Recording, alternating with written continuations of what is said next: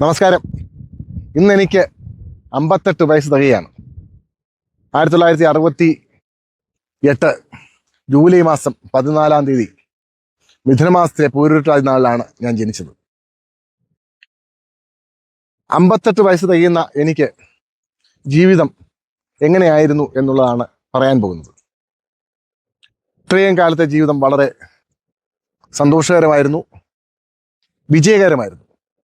ചില പ്രശ്നങ്ങളും ദുഃഖങ്ങളും പിരിമുറുക്കങ്ങളും അനിഷ്ട സംഭവങ്ങളും ഒക്കെ ഉണ്ടായിട്ടുണ്ട്. എങ്കിലും മൊത്തം വെച്ച് നോക്കുമ്പോൾ വളരെ സന്തോഷകരമായിരുന്നു, ആഹ്ലാദകരമായിരുന്നു. ഞാനൊരു വക്കീലാകുമെന്ന് ഞാൻ ഒരിക്കലും പ്രതീക്ഷിച്ചതല്ല. അത്തരത്തിൽ ജീവിതം കയ്യിൽ നിന്നും വിട്ടുപോയ കാലഘട്ടം എനിക്കുണ്ടായിരുന്നു. പഠനത്തിൽ ഞാൻ വലിയൊരു മിടുക്കനായിരുന്നു എന്ന് പറഞ്ഞാൽ അത് ശുദ്ധ കള്ളമാണ്. ഞാൻ ബിലോ ആവറേജ് ആയിരുന്നു. ബിലോ ആവറേജ് എന്ന് പറഞ്ഞാൽ ഞാൻ പഠിക്കാത്തതുകൊണ്ടാണോ ഇനി പഠിക്കാൻ എനിക്ക് കഴിവില്ലാത്തതുകൊണ്ടാണോ എന്തുകൊണ്ടാണെന്ന് എനിക്കറിയത്തില്ല, പഠനത്തിൽ ഞാൻ വളരെ മോശമായിരുന്നു. SSLCക്ക് 262 263 മാർക്കാണ് എനിക്ക് ലഭിച്ചത്. എൻ്റെ അച്ഛനും അമ്മയും ഹൈസ്കൂൾ അധ്യാപകരായിട്ടുള്ള ആ സ്കൂൾ തന്നെയാണ് ഞാൻ പഠിച്ചത്. അവിടെ അധ്യാപകരുടെ മക്കളിൽ ഏറ്റവും കുറച്ച് മാർക്ക് വാങ്ങിയിട്ടുള്ള ആളുകളിൽ ഒരാളായിരുന്നു ഞാൻ. SSLCക്ക് എന്നോട് എൻ്റെ മാതാപിതാക്കൾ അല്ലെങ്കിൽ അമ്മ ചെയ്ത ഏറ്റവും വലിയ ക്രൂരകൃത്യം 262 മാർക്ക് വാങ്ങിച്ച എന്നെ പ്രീ ഡിഗ്രിക്ക് സെക്കൻഡ് ഗ്രൂപ്പ് പഠിപ്പിച്ചു. എന്തിനാണെന്നറിയാമോ? ഡോക്ടറാക്കാൻ. എനിക്കിപ്പോഴും അത് തമാശയായിട്ടാണ് തോന്നുന്നത്. എൻ്റെ അച്ഛൻ ആവും വിധം പറഞ്ഞു, എടി അവനെ ആർട്സ് ഗ്രൂപ്പ് വല്ലതും എടുപ്പിച്ച് വിട്, വല്ല ഹിസ്റ്ററിയോ ഒക്കെ പഠിച്ച് അവനെങ്കിലും രക്ഷപ്പെട്ടു പോകും. അമ്മ സമ്മതിച്ചില്ല, എന്നെ ഡോക്ടറാക്കണം. വെറും 262 മാർക്ക് വാങ്ങിച്ച എന്നെ ഡോക്ടറാക്കണമെന്നുള്ള അമ്മയുടെ അത്യാഗ്രഹം അത് എനിക്ക് ഭീകരമായ പ്രശ്നമാണ് ഉണ്ടാക്കിയത്. ഞാൻ പ്രീ ഡിഗ്രി ചെന്നു. ഈ ഫിസിക്സും കെമിസ്ട്രിയും അതിൻ്റെ ഇക്വേഷൻസും ലാബും പിന്നെ സുവോളജിയിൽ പാറ്റ് കണ്ടിക്കുന്നതും ഒക്കെ ആയിട്ട് ഞാൻ വളരെയേറെ ബുദ്ധിമുട്ടി. സന്തോഷകരമെന്ന് പറയട്ടെ, പ്രീ ഡിഗ്രിക്ക് ഒരു വിഷയം പോലും ലഭിക്കാതെ ഞാൻ സമ്പൂർണ്ണമായി പരാജയപ്പെട്ടു. പിന്നെ 2 വർഷമെടുത്തു ഞാൻ പ്രീ ഡിഗ്രി എഴുതി ജയിക്കാൻ, പല ഘട്ടമായിട്ട് എഴുതി ജയിക്കാൻ. സെക്കൻഡ് ലാംഗ്വേജ് ഹിന്ദിയാണ് എടുത്തത്. ഹിന്ദി എനിക്കൊരു വകയെ അറിയത്തില്ല. പിന്നെ മനപ്പാഠം പഠിച്ചും ഒക്കെ ഞാൻ എങ്ങനെയൊക്കെയോ പ്രീ ഡിഗ്രി തട്ടിമുട്ടി ജയിച്ചു. അത് കഴിഞ്ഞിട്ട് എന്നെ ഡിഗ്രിക്ക് പന്തളം NSS കോളേജിൽ കൊണ്ട് ചേർത്തു. പ്രീ ഡിഗ്രിക്കും പന്തളം NSS കോളേജിലായിരുന്നു. ഡിഗ്രിക്ക് അവിടെ പഠിച്ചു എന്ന് പറയാൻ പറ്റത്തില്ല, പൊളിച്ചു. പന്തളം NSS കോളേജിലെ എൻ്റെ ജീവിതം മുഴുവനും പൊളിച്ചു വാരുക എന്നുള്ളതായിരുന്നു. ദിവസവും ഓരോരോ പരിപാടികൾ, ഓരോരോ അഭ്യാസങ്ങൾ, സിനിമയെ വെല്ലുന്ന അഭ്യാസങ്ങളായിരുന്നു.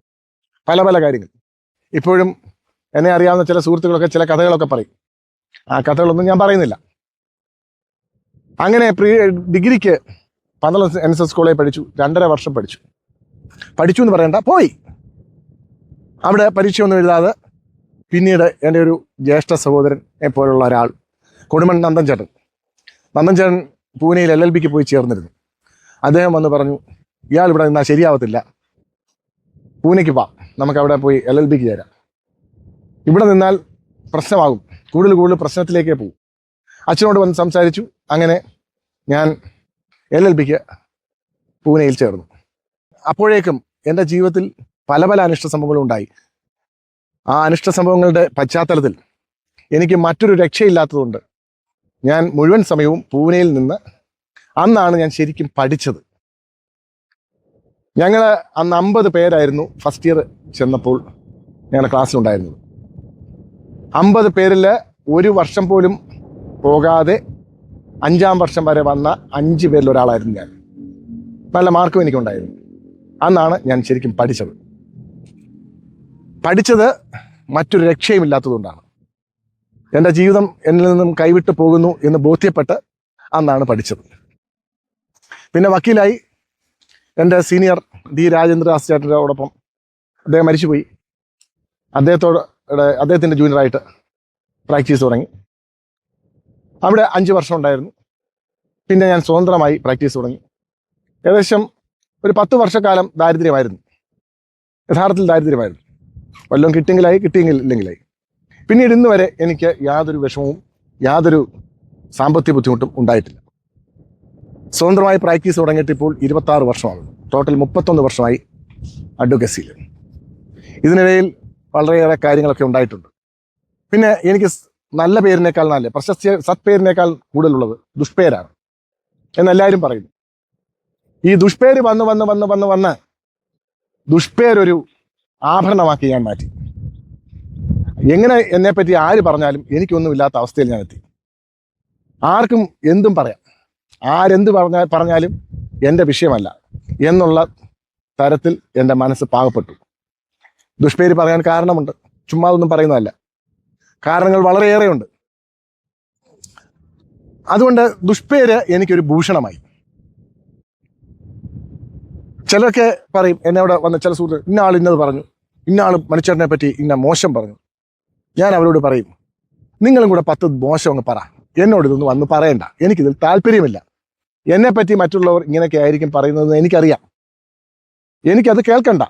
കഴിഞ്ഞ ദിവസവും നമ്മുടെ ഒരു പയ്യൻ മണിച്ചേട്ടനെ പറ്റി ഒരാൾ പറഞ്ഞു, ഇങ്ങനെ മോശം പറഞ്ഞു. ഞാൻ പറഞ്ഞു, നിനക്ക് അതിനകത്തൊരു ഗൂഢമായ സന്തോഷമുണ്ടെങ്കിൽ നീ ആസ്വദിച്ചോളുക, നീയും പറഞ്ഞോളുക, എനിക്കതൊന്നും പ്രശ്നമല്ല. പിന്നെ എന്നെ ആരെങ്കിലും തല്ലാനോ കൊല്ലാനോ വല്ലോ നിൽപ്പുണ്ടെങ്കിൽ അതാരെങ്കിലും നിന്നോട് പറഞ്ഞാൽ അത് മാത്രം വന്ന് എന്നോട് പറയുക. അല്ലാതെ എന്നെപ്പറ്റി ദോഷം പറഞ്ഞു, എന്നെപ്പറ്റി ഇങ്ങനെ പറഞ്ഞു, വളരെ മോശമായിട്ടാണ് പറഞ്ഞത് എന്നൊക്കെ പറഞ്ഞ് എന്നെ അറിയിച്ചിട്ട് ഒരു കാര്യവുമില്ല. അതിൽ എനിക്ക് താല്പര്യമില്ല. ഏതൊക്കെ ചിലരെ ഒരു സന്തോഷമായിരിക്കാം ഇങ്ങനെ പറയുന്നത്. കാരണം വെച്ചാൽ നമ്മളെപ്പറ്റി മോശമായിട്ട് പറയുന്നു എന്ന് പറയുമ്പോൾ നമുക്കൊരു ഇടിവ് വരുന്നത് ഒരു സന്തോഷമായിരിക്കാം. നമ്മുടെ കൂടെ നിൽക്കുന്ന ആൾക്കാരാണെങ്കിൽ പോലും അവർക്കും ചിലപ്പം ചില അസൂയകളോ ചില ഈഗോകളോ ഒക്കെ കാണുമായിരിക്കാം. അപ്പോൾ ഈ ദോഷം പറയുന്നവരെ ഞാൻ ഒട്ടും സ്വീകരിക്കത്തില്ല. എന്നെ വാനോളം പുകഴ്ത്തുന്നവരെയും സ്വീകരിക്കത്തില്ല. പിന്നെ സത്യസന്ധമായി കാര്യങ്ങൾ പറയുന്ന സുഹൃത്തുക്കളുണ്ട്. അതിങ്ങനെ വേണം, അതങ്ങനെ വേണം, അതിങ്ങനെ ആയാൽ കൊള്ളാം, ഇങ്ങനെ ആയാൽ കൊള്ളില്ല എന്നൊക്കെ പറയുന്ന സുഹൃത്തുക്കളുണ്ട്. അത് മാത്രം ഞാൻ കേൾക്കും. ഇതാണ് എൻ്റെ ജീവിതത്തിൻ്റെ ചുരുക്കിയ ഒരു ചിത്രം. എൻ്റെ ആസ്വാദനങ്ങൾ, ഞാൻ എൻ്റെ 58 വയസ്സ് വരെ എല്ലാ തരത്തിലും ജീവിതം ആസ്വദിച്ച ആളാണ്. അതിനകത്ത് ദുരർത്ഥം നിങ്ങൾ കണ്ടാലും ഒന്നുമില്ല. എല്ലാ തരത്തിലും ഞാൻ ഉഗാണ്ടയിലും അമേരിക്കയിലും ജർമ്മനിയിലും കാനഡയിലും ഒന്നും പോയിട്ടില്ല.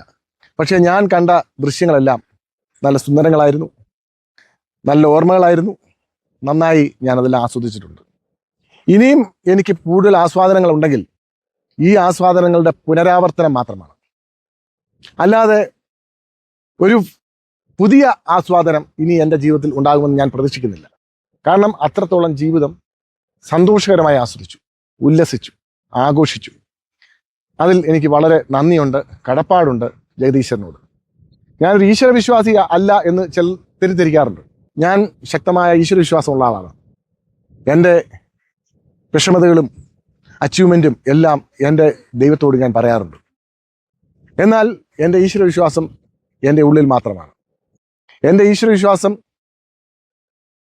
അന്ധവിശ്വാസമല്ല. എൻ്റെ പോസിറ്റീവ് എനർജിയാണ് എൻ്റെ ഈശ്വരവിശ്വാസം. ഈ പ്രകൃതിയാണ് എൻ്റെ ഈശ്വരൻ. പ്രകൃതിയുടെ ഭാവമായ ഭദ്രകാളിയും അയ്യപ്പനും ഒക്കെ എൻ്റെ ഈശ്വരന്മാരാണ്.